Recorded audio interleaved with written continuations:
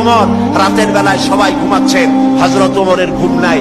তিনি ঘুম থেকে জেগে রাত্রির বেলায় ঘুরে ঘুরে বেড়াচ্ছেন কে কি অবস্থায় আছে।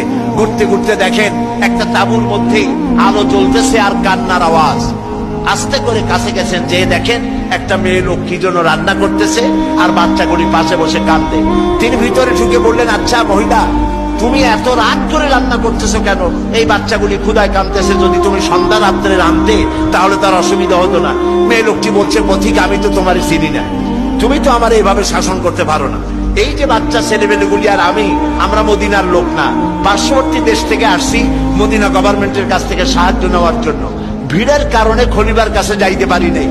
আমার ছেলেগুলি 2-3 দিন না খাওয়া, আর এই যে হাড়ি, ওর মধ্যে কোনো গোশত না, পানি আর পাথর দিয়ে নাড়াচাড়া করতেছি যাতে বাচ্চারা বোঝে যে গোশত রান্না করতেছি।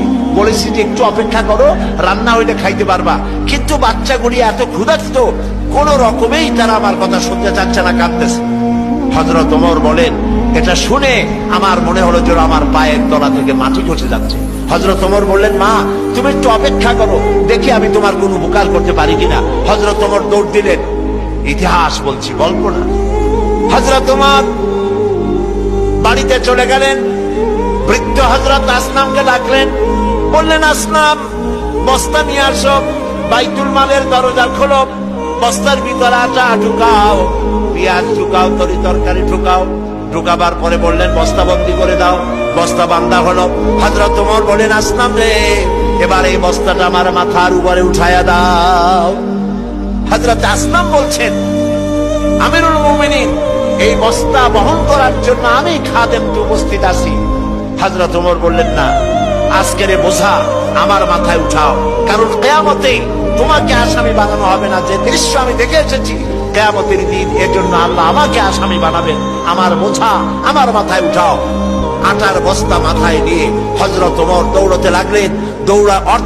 অর্ধেকটা পৃথিবীর প্রেসিডেন্ট হযরত ওমর আটার বস্তা মাথায় নিয়ে দৌড়াচ্ছেন। তাঁবুর কাছে গিয়ে বস্তা ফালালেন। বস্তা খুলে আটা বের করে বললেন, মা রুটি বানাও। নিজে তরকারি কুটলেন, রান্না হয়ে গেল। তিনি বললেন, বাচ্চাদের আমি খাওয়াই, তুমি তোমার মতো খাও। 2 বাচ্চা 2 উরুতে নিয়ে হযরত ওমর বাচ্চাদেরকে রুটি খাওয়াচ্ছেন। মহিলাটি লক্ষ্য করে দেখলেন যে হযরত ওমর রাদিয়াল্লাহু তাআলা আনহু বাচ্চাদের খাওয়াচ্ছেন আর তার চোখ দিয়ে পানি পড়তেছে, দাড়ি ভিজে ভিজে পড়ছে। মহিলা বললেন, পথিক, তুমি যে কে আমি তো তোমারে চিনি না, তবে আমার মনে হয় এই দেশের বাদশাহ ওমর না হইয়া তোমার মতো মানুষ যদি বাদশাহ হইতো তাহলে আমাদের কপাল বোধে আরো ভালো হইত। হযরত ওমর এই রাতের বেলায় মহিলার কাছে নিজের পরিচয় দিয়ে বাহাবা নিতে চাইলেন না।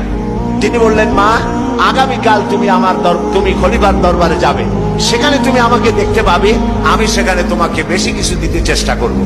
মহিলা পরের দিন হাঁটতে হাঁটতে চলে গেছে খলিফার দরবারে। যায় দেখে চেয়ারের উপরে যিনি বসা, রাতে যিনি আটার বস্তা মাথায় করে নিয়া রান্না করে বাচ্চাদের কোলে করে খাওয়াইছেন, তিনিই তো খলিফা। মেয়ে লোকটি থরথর করে কাঁপতেছিল। কাছে গিয়ে বলছে, আমিরুল মুমিনিন, আমি তো ভুল করেছি, আপনাকে কষ্ট দিছি, আল্লাহর রাস্তায় আমারে মাফ করে দেন। হযরত ওমর দাঁড়ায় গেলেন। বললেন, বুড়ি, বললেন, মা, আমার কাছে মাফ চাইও না, উল্টা বরং আমারে মাফ করো তুমি, কারণ তুমি বলার আগে আমি খোঁজ নিয়ে তোমার কাছে খাবার যে সময় মতো পৌঁছতে পারিনি, এই জন্য কিয়ামতের দিন তুমি আমাকে আল্লাহর দরবারে আসামি বানাইও না। সুবহানাল্লাহ।